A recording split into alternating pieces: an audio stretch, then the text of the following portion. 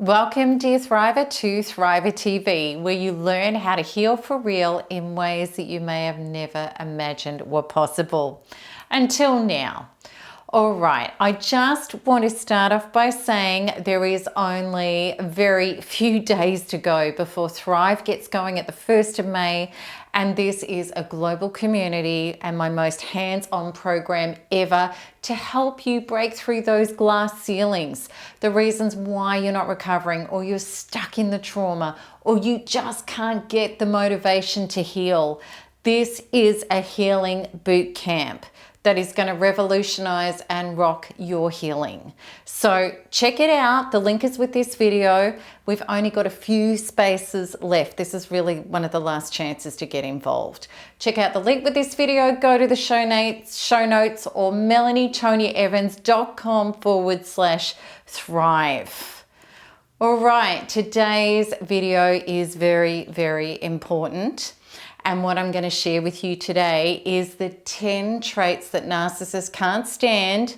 This is all about Thriver healing, where you need to stand in a place that they can't stand so that you become a narcissist repellent. This is exactly the 10 things that make you impervious to narcissists. And these 10 powerful traits are not even just incredible in regard to repelling narcissists, they also empower you in every area of your life. And initially, as we go through these, some of them may surprise you, because these are the things in contemporary abuse circles. People are going to tell you that this stuff makes you a target for a narcissist. However, the very opposite is true. And once we go through all of this, you are going to understand exactly why. All right, so the number one trait is life fulfillment. And you may believe that a narcissist is going to go after people who have an incredibly fulfilled life because they're going to want to try and cash in on that person's life. But I want you to understand this. Narcissists are predators. They pick out the injured gazelle at the edge of a pack, just like a lion does. So what does this mean? It means that they're going to go for somebody who actually feels lonely and unfulfilled in their life. And yes, this person may have stuff and they may be very giving and they've got a lot to give and they've even achieved a lot in life. But what is usual is this person is somebody who's feeling a little or a lot vulnerable, empty, lonely, and even, dare I say, needy. And the narcissist can come forth professing to be all sorts of things that this person has got missing in their life, so that this person who's feeling empty is going to create a very fast bond with this person. You've got the energy I've been looking for, or, you've got the life that I want, or you really see me and you meet me and you're giving me the love that I'm feeling really hungry for. However, if you have a very full and healthy life and you feel fulfilled, then you're not needy. And you're not going to just rush quickly into a relationship and let somebody into your bed, body, soul, finances, and life immediately because you feel fulfilled and full. You can take your time. As Don Miguel Ruiz stated in this classic, beautiful story, I've shared it before, I'm going to do it very, very quickly, that there's two women and they're in their homes, and this man, he goes up to the first door and he has this big pizza, and this woman is not cooking for herself and she doesn't have a well-stocked kitchen and she's hungry, and he comes up with this pizza and she can smell it even before she opens the door to his knock, and she's starving. And he says, I'll bring you pizza every day, but you have to accept whatever comes with this pizza. And because she's so starving, she accepts the offer. And yet the woman who is in her home and she's got a beautiful, well-stocked kitchen with delicious, nutritious whole foods, and she cooks for herself every day. And this man comes with this greasy pizza that she can smell. And he says, you can have pizza every day and you have to accept whatever comes with it. And she says, why would I want that when I have my own source of beautiful, nutritious food? love, and our own lives are exactly the same. I want you to think deeply about that story because it tells you everything you need to know about fulfillment in your life. Okay, number 2 is authenticity. If you're happy with who you are and you're happy to present yourself as yourself, then you're really not going to be a match for a false self. Authenticity is a bright light that repels dark souls. It's like a bright light to a vampire. Narcissists don't love themselves. They're empty souls looking to parasite other people's energy in order to affirm their own existence. They're not a source of their own energy. And if you are happy to be you, regardless of what anybody else is or isn't doing, and if you know what's important is not what other people think of you, it's what you think of you, then a narcissist is going to be repelled by you. You're too much of a bright, shiny light. And you're going to understand more about what true authenticity means as we go through the additional traits in this video. Okay, number 3, critical thinking.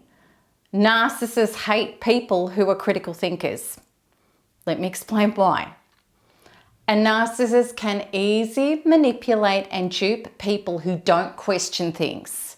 Know this, narcissists are pathological liars. They gaslight, they switch versions on reality back on other people, they exaggerate, they leave facts out, they give you twisted realities, and they have to have really good memories to remember the trail of lies that spew out of their mouths. It becomes very obvious with any narcissist that you spend any amount of time with that they are lying because certain stories don't match up. The real life reality that you see outside of their version doesn't match the versions that they're purporting. And they even contradict themselves regularly because they can't remember all of their lies. You truly have to be asleep at the wheel to not notice the irregularities, that's how you say it. And to not suspect that this person is not telling the truth. If you don't blindly accept information and you've got the ability to critically think, and we're going to talk about this down the track in this video, I'll explain it more, show up questioning things. If you do think and question, that's a big problem for a narcissist because they can't dupe you. I've come to think of all of this as what I call, somebody else might call it this too, but I think it's emotional integrity. I think it's even more than emotional intelligence. I think in our world today, to not be taken in by a narcissist, and quite frankly, any psychopath, as a safe, empowered being, having the ability to trust your intuition, if it feels off, ask questions, research and investigate is vital. That's the first part of it. The second part of it is then to be open to new information other than the narratives that you're receiving. Because it's only then that you can make an intelligent, balanced, informed decision by yourself. And know this, the people that are usually smearing the most are usually the source of the lies. I'll tell you that. Okay, so narcissists hate critical thinkers and they are completely repelled by them. And it will make you impervious to them if you've got emotional integrity, because they will cease to have power over you. All right, number 4 trait that a narcissist really can't stand is your due diligence. Narcissists don't like people who take time to make a decision about entering into a deal, whether it be business or a relationship. Narcissists are empty beings constantly needing to secure narcissistic supply, because if you're targeted by one of them, they need to ensnare you quickly so that the feed of narcissistic supply balances the output of energy required to get the narcissistic supply. Think of the lion going after the gazelle and needs a feed. Okay, they need to get their prey quickly so that the energy expended is not greater than the food supply gained and how long it takes to get it. Narcissists don't have energy of their own. That's why the payoff needs to come quickly. If you date respectfully and you retain your own life and you have other dates whilst ascertaining potential suitors, plural, their character and behaviour, to make your final choice over time, a narcissist will not hang around for that. The payoff is not instant enough.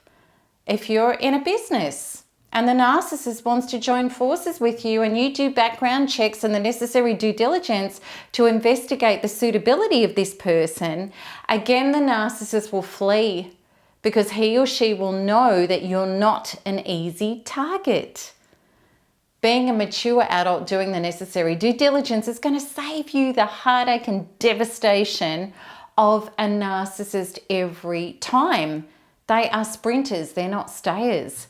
They are also terrified about what you're just going to discover about them.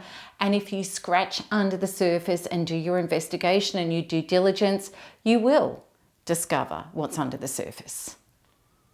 The number 5 trait that narcissists don't like, and they can't stand it, is you being self-partnered. If you're in your body knowing your values and truth, then you are much less likely to be thrown, disarmed, or manipulated by narcissistic behavior. When you're self-embodied, you trust and listen to your own feelings. You're aligned with yourself. If something feels off, then you ask questions, you clarify things. Narcissists test boundaries with people all the time to see what they can and can't get away with. They want to know where your line is, and they know how to work out what makes somebody tick. If somebody is anchored in their body, honoring themselves, a narcissist knows they're not an easy target, it takes too much effort, and they're going to move on. Your self-embodiment, your self-partnering means backing yourself, which takes us to the next point, which is about boundaries. And number 6 is boundaries. Boundaries and the ability to speak up and say, no, I'm not comfortable with that, is a boundary. Boundaries are knowing where you stop and somebody else starts. It's a knowing of how to let the good in and keep the bad out. Boundaries mean that you're willing to ask questions and have difficult conversations and take time to assess people and situations before jumping in blindly. Boundaries are the ability to assert your values and your truth regardless of what anybody else is or isn't doing. And you've developed and healed beyond the point of worrying about somebody criticizing, rejecting, abandoning and punishing you, which I call the fears of crap, CRAP, for you speaking up. And if people do start twisting and turning and criticizing, rejecting, abandoning and punishing you for you being your values and truth, then this person is absolutely not a match for you. You've got your answer. Narcissists are repelled by people who have boundaries, and let's get very clear about this. Boundaries don't mean that somebody else has to agree with you and join in on your boundary. It's not like a narcissist is going to say to you, yeah, I get that and I'm going to respect your boundary. No, rather they're going to disrespect your boundary and they're going to try and talk you out of it, shame and blame and guilt you out of it, twist it and turn it, put it back on you. You've got your answer. Move on. This is not somebody that you have any form of relationship with if they can't respect you. People can only violate your boundaries if you stay connected with them. Number 7, this is a powerful trait, not always easy to do, calmness. Narcissists will get you to hand your power away when you are not able to be in your body and your truth. When you're triggered and you're in adrenaline and cortisol, then your frontal lobe is shut down, you don't have access to wisdom and solution, and rather you're in survival programs, which means that you're in the very primitive part of your brain, which is the amygdala, where you're in fight, flee, or freeze. Narcissists are experts at taking you over and taking you down while you're in these states.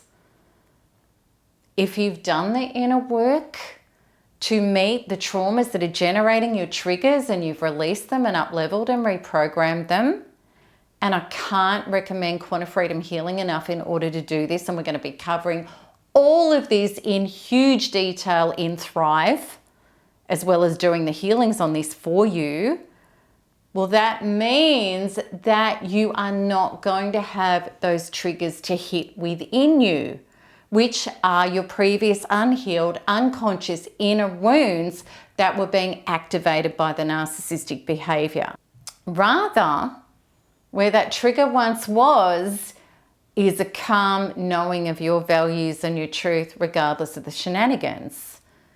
And you can show up in your power, in calm power, with boundaries, in your values, in your truths. And this makes the narcissist run for the hills. When he or she knows that you can no longer, when they can no longer get you on your wounds and trigger you and fire you off and get you to hand over power, it really is game over for them. The number 8 trait that narcissists can't stand is transparency. Narcissists love to operate in the shadows, like vampires in the dark and behind the scenes. That's where they do their best work. And this is where they can target somebody's wounds, draw them in, extract supply, and diminish someone in order to gain control over them. However, when you've healed beyond your own shame and pain and your fears of authority and maybe I'm wrong, and when you emerge from all of that and you become a truth seeker living in the light, you have the ability to bring out the narcissistic behavior calmly and clearly in front of an audience. This is very effective in a group setting with other people, whether it be a work setting, a family, a court case, a group of people that you're involved in with the narcissist with, as long as you are calm, triggered, and factual. And this is not about saying this person's a narcissist. Don't label them, just expose the behavior. Narcissists, like vampires, when exposed in the full brunt of light, scream and they shrivel up. And when you do this, I promise you, this is usually when a narcissist will unravel and be completely exposed. And then they've got to run. They've got to get out of the group. They've got to get out of the business. They've got to get out of your life. They just can't stand it. Number 9 trait that a narcissist can't stand is you demanding disclosure. The ultimate boundary with a narcissist is the demanding of the facts. No proof, no truth, no deal. Please know this. If somebody has nothing to hide and values a true relationship with you, of course they're going to present the facts. Whether it be regarding cheating, other infidelities, or financial irregularities, or criminal behavior, whatever it is, all of which narcissists are famous for, you demanding that the narcissist supplies proof of their versions of things will bring about twists, turns, lies, evidence that can't be substantiated, or downright refusal to provide the evidence. Absolutely, if you have a good reason to suspect, ask for proof, demand it. Value yourself enough to do it. Follow up with checking up on the sources that are offered, and don't be embarrassed to do so. You're after the truth. And if you get twists and turns and you're not humbly met with honesty, then you have your answer. You don't need the proof of the crime to end a relationship with people. Avoidance behavior is all the proof you need. Because please know, good people simply do not behave like this. Okay, the number 10 trait that a narcissist can't stand, and this is the biggest and the best of all of them, is self-love.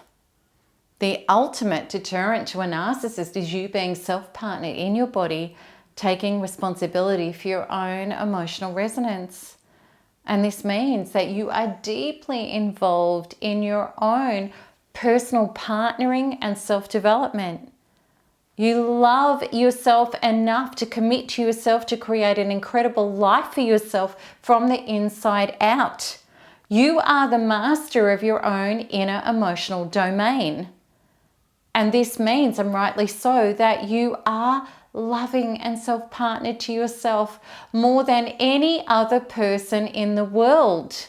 Because you know all of your relationships, which is relationship with self, life and others, comes from self. And your relationship with your higher source, which is true source. This means that you are no longer looking for somebody else to grant you what you're not willing to give yourself. Your kitchen is full. You make yourself nutritious meals. You don't need somebody else who is offering you crap to provide you with toxic sustenance and try to make crumbs out of cookies. All of that's gone. You love yourself enough to only accept a level of love in your life that complements the love that you now have for yourself. Anything else detracts from your life and you don't need it or want it. That is your ultimate inoculation and repellent against a narcissist. So, I really hope that this has been insightful for you today. And please know this, because it's a lie and it's not the truth. You are not meant to dim your light in order to be safe from a narcissist. You know, other abuse forums and stuff will say, if you're a bright light and you're amazing, narcissists will target you. That is rubbish. Throw that belief out. In stark contrast, you are here to turn your light up even brighter than you ever have before. You need to step into the full skin and soul of who you are meant to be. As a true self with true source, a narcissist cannot touch you. Feel it in every cell of your body because it's the truth. And this is exactly what thriving is about. And when you take on that orientation and that development to fully free yourself to be yourself, never again are you going to need to worry about who was a narcissist and where the next one might be lurking and what they're doing, because you're just free to fully be your own authentic self. And if this is the life of freedom that you truly want, then I cannot recommend enough for you to check out this intensive healing bootcamp that's coming up in a couple of days. This is pretty much the last chances to get involved, and I can't wait, because we are going to help you get there with all the ways that I got there, and tens of thousands of people from all over the world have got there. And I'm going to be working personally with you live for 10 weeks with your own coaches, which is me and the incredible Thriver team, plus your global Thriver tribe, the most incredible people you'll ever meet. All right, so I'd love you to check out and come on this incredible journey with me. All right, check out Thrive. Again, melanietoniaevans.com/thrive, or click the link that appears or go to the show notes. I want you to let me know in the comments below whether or not this Thriver TV episode resonated with you. Are you on the journey of becoming narcissist proof? Is this what you want to achieve? I'm really looking forward to the conversation that we have about this. All right, until next time, keep smiling, keep healing, and keep thriving, because there's nothing else to do. Lots of love. Bye-bye.